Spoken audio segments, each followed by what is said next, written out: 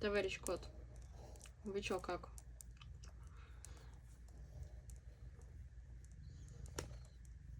Давай, бунта. Всем привет, меня зовут Лена, и это распаковка на ковре.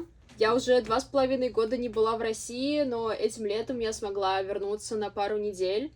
И за это время я успела не только посетить какие-то художественные магазины и прикупить себе новинки, но также забрать те штуки, которые я заказывала родственникам на протяжении года или даже 1,5 лет.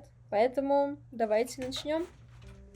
Наверное, первое, с чего я начну, это с того, чем я уже успела попользоваться. И это моя мечта, очень давняя, которую я не смогла найти ни в Корее, ни где-то за границей, либо нашла за какие-то бешеные деньги. И это вот такой вот пенал от Derwent.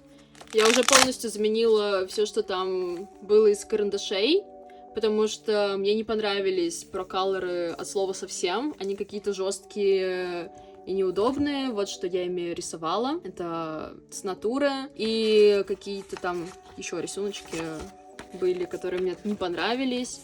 А вот это вот выполнено уже карандашами Малевич Pro. И в целом они мне понравились, но я пока не могу понять, подходят ли они для моих задач, так как они будто бы немножко застревают в бумаге. Я даже не знаю, как это объяснить более понятным способом, потому что я будто бы чувствую какое-то сопротивление, когда провожу линии или делаю заливки. Но, возможно, им просто не подходит бумага от Derwent, потому что я в основном тестировала их только на ней. Поэтому я хочу еще побольше ими порисовать и посмотреть, понравятся они мне или нет. Но мне очень понравились вот эти вот китайские ноунеймы, вроде как закос под Faber-Castell от красного карандаша. Поэтому я вернулась за ними. Но у меня было всего 25 минут, может быть, даже 20. И я не смогла как-то с умом подойти к выбору цветов. И просто взяла те, которые, как мне кажется, отсутствовали у меня в палитре. И также я взяла те цвета, которые мне просто понравились. Вот, получилась такая какая-то коричнево-зеленая палитра. Я их еще не пробовала, не выкрашивала, поэтому очень тоже жду этого момента. Забыла добавить, что они стоили всего 35 рублей за штуку, что я считаю очень дешево. Понятное дело, что это не какие-то профессиональные карандаши, но для рисования в скетчбуке, особенно с теми свойствами, которые мне в них понравились, я считаю, это прям очень хорошая цена. Следующий скетчбук я тоже уже успела попробовать. Это Malevich Graphart 160 грамм. Он мне понравился. Я думаю, что бумага в нем очень хорошо подходит для моих задач и для моей техники. Поэтому я взяла еще вот такие вот 4 одинаковых скетчбука. 1 для себя и 3 для своих подружек. Вот. Также вот такой скетчбук. Я вообще его заказывала на день рождения, который был зимой. Он от Potentate, его легко можно найти на Алиэкспрессе, но в красном карандаше с бонусами он у меня вышел намного дешевле. Следующие две покупки — это карандаши от Malevich. Первые — это Graphart Soft. Ничего пока не могу про них сказать, так как я всего лишь сделала выкраски и даже не помню, понравились они мне или нет. И вторые — это те, про которые я уже говорила. Это Graphart Pro. Просто захотела сохранить коробочку, так как очень милые котики. Также из карандашей на гаражной распродаже от красного карандаша я купила внезапно карандаши-карандаш. Это акварельные карандаши, и за 6 штук мне вышло 900 рублей. Хотя изначально они стоили 2213. В целом я смотрела на цены и у себя в Корее, и где-то за границей, и в целом 900 рублей для них, как я поняла, довольно хорошая цена. Это получается 150 рублей за карандаш. Жалко только, что вот фиолетовый сломан, но в целом это ничего. Я их тоже еще не пробовала, поэтому жду, когда у меня появится такая возможность. Дальше я вижу еще один скетчбук для масляной пастели, тоже от Potentate. Тоже вышел дешевле в красном карандаше, чем на Алиэкспрессе, и я захотела просто его попробовать. Дальше сверток из передвижника, по-моему, там краски.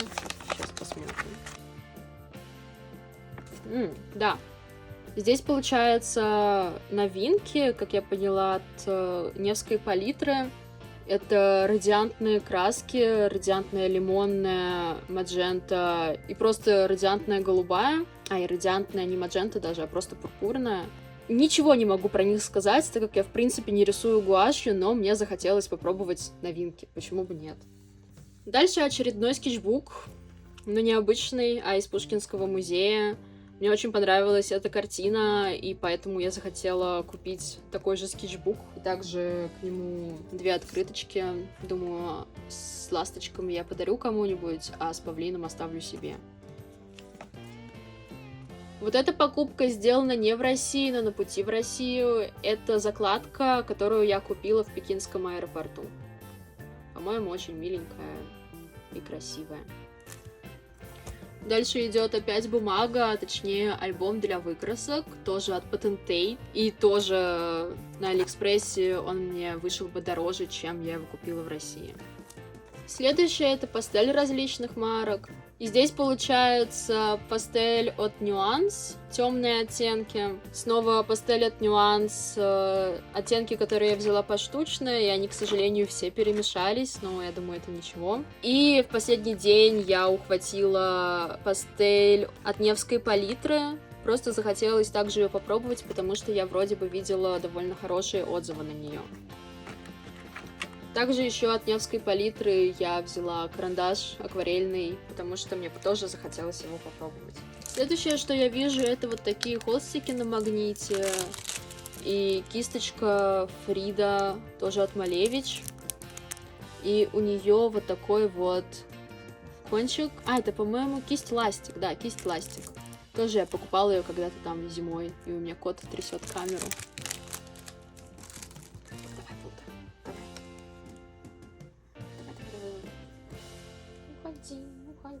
Уходи, дверь закрой. Очередная бумага, и это папка для пастели от Графарт, тоже от Малевич. Видела хорошие отзывы на нее, особенно при использовании с масляной пастелью, поэтому захотелось попробовать, и поэтому она здесь. Дальше как раз то, о чем я говорила, это большой скетчбук от Малевич, Графарт, тоже 160 грамм на метр, А4. Еще в красном карандаше я взяла вот такой вот зажим. Я его попробовала уже, но просто обратно положила в коробочку, чтобы он никак не сломался и не помялся в перевозке. Из бумаги для попробовать я также взяла набор от Малевич с разными их бумагами. И вот такой вот набор от Nuance. Просто 4 листика, попробовать их абразивную бумагу. И в тему холстов, которые до этого были, вот такие магнитные елочки. Я их заказывала вообще, по-моему, перед Новым годом, но посылку мне не смогли отправить, так как там были какие-то проблемы с таможней, поэтому забрала их летом. Следующая это вот такая вот коробочка, по-моему, там кисточка, да, кисточка. И это кисточка от Рублев. У меня уже были их складные кисти, и мне они очень понравились, поэтому я взяла еще вот такую вот плоскую.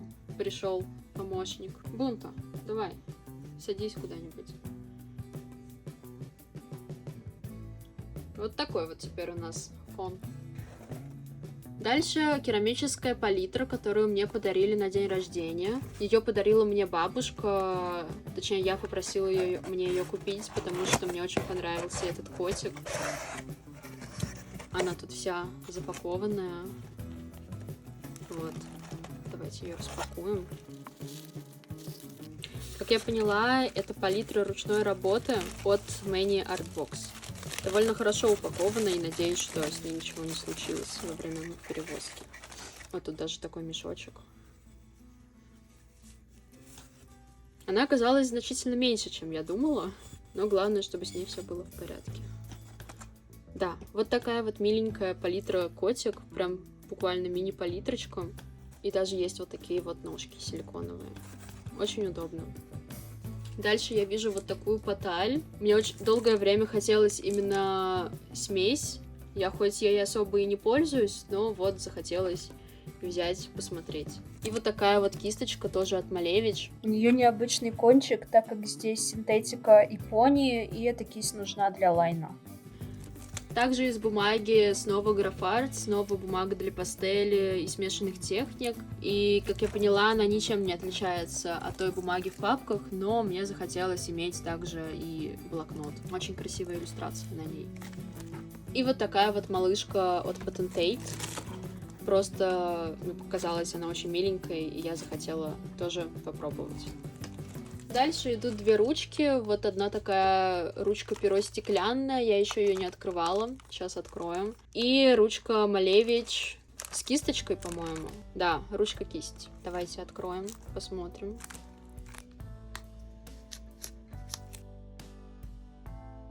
У меня там кот что-то роет на заднем плане. Во. Вот такая вот деревянная, красивая. Хорошая упаковка. Поэтому я надеюсь, с ней тоже все хорошо. По-моему, очень красивая. У меня уже были стеклянные ручки, но еще никогда не было таких вот, можно сказать, походных вариантов. И особенно деревянных. Поэтому буду пробовать. Очень красивая. Дальше не совсем художественная покупка, но просто хочу показать.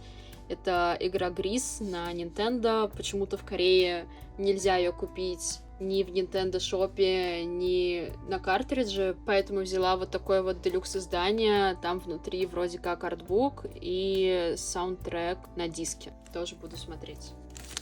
А вот здесь, по-моему, наклейки. Да, куча всяких наклеек из красного карандаша. О! У меня кот стащил пастель. Бунта! Смотрите. Он просто зависим от резинок. Бунта! Чё ты, давай, беги. И все, что с резинками, он берет свои зубы и утаскивает куда-нибудь. И потом это сложно найти. Вернемся к наклейкам. Давай, кот.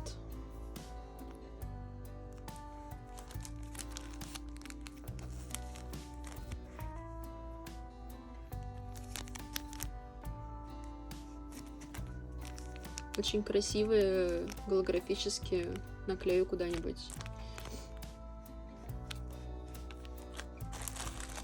Дальше две краски. Они упакованы в красный карандаш, но, по-моему, я их покупала просто на маркетплейсе.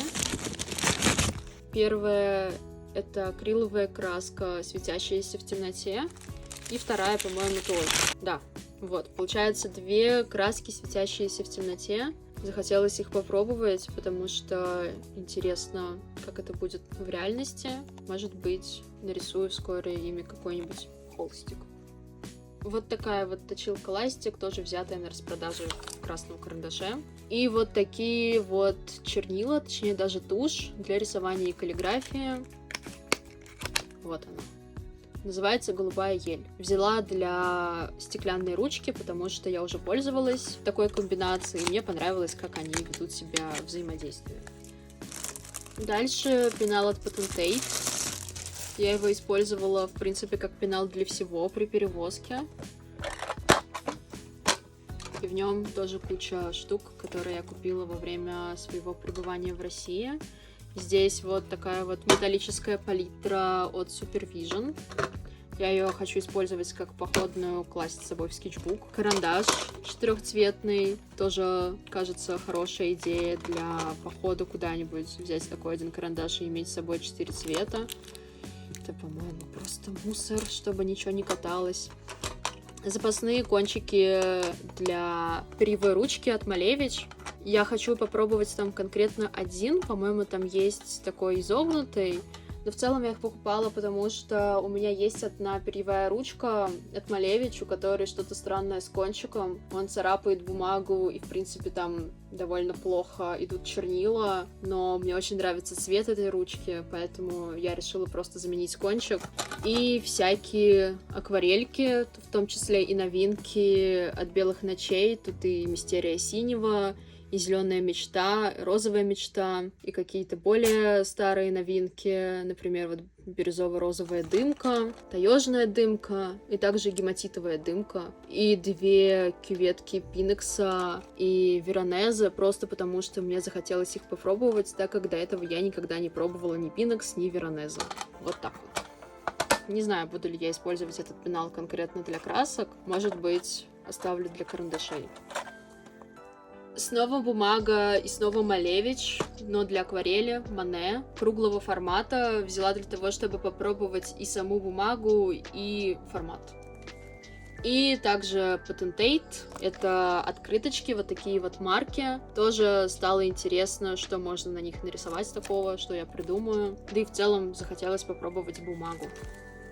Дальше тоже 2 зимние покупки. Это гранулирующий акрил от Supervision. Тоже на распродаже он выходил намного дешевле, учитывая, что я его брала не на зимний, не на гаражный, а вообще на той, которая была в ноябре, по-моему, или где-то там осенью, почти год назад. И я очень надеюсь, что с ним ничего не стало за это время, потому что он пережил заморозки.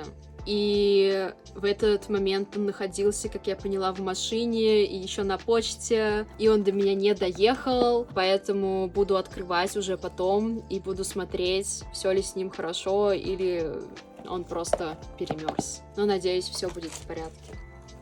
И снова чернила, снова Малевич. В принципе, здесь много Малевич. Чернила, которые я взяла чисто из-за их названия.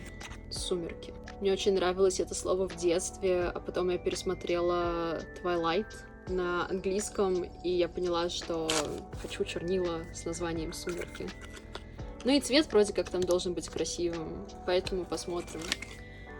Также я взяла вот такие вот двусторонние карандаши, а в Корее вообще сложно найти двусторонние карандаши, что меня довольно удивило.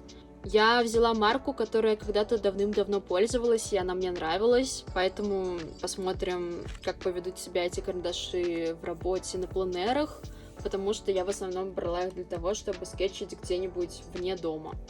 И последнее, но не по значению, это подарок от моей подружки. Это лимитированный набор от Art Diary. Здесь блокнот, собственно, скетчбук. И палитра деревянная, а еще кисточка и их фирменный карандаш. Очень хотела этот набор, особенно из-за палитры, и когда подружка спросила меня, что подарить мне на день рождения, я ей просто скинула ссылку на него, и была очень рада получить такой подарок. Вот. В общем, спасибо, Вика, за исполнение моей мечты. Вскоре открою и, наконец-таки, разложу все свои красочки в него. И буду рисовать. И также еще хочу показать покупку, которая никак не связана с рисованием, но она связана с моим детством. Это вот такие вот конструкторы от Brick Labs с бременскими музыкантами. Мне очень нравились бременские музыканты в детстве, и когда я их увидела в магазине, особенно с акцией 2+1, я поняла, что они мне определенно очень нужны. И к тому же подруга, с которой я путешествовала, сказала, что она хочет мне сделать подарок, и поэтому это тоже подарок из России от моей корейской подружки. У меня тут кот продолжает бунтовать, поэтому я буду заканчивать это видео. Большое спасибо, что были со мной. Надеюсь, вам понравилась эта распаковка. И я думаю, что я сниму на большую часть из этих товаров обзор. Поэтому увидимся в следующих видео. До скорых встреч!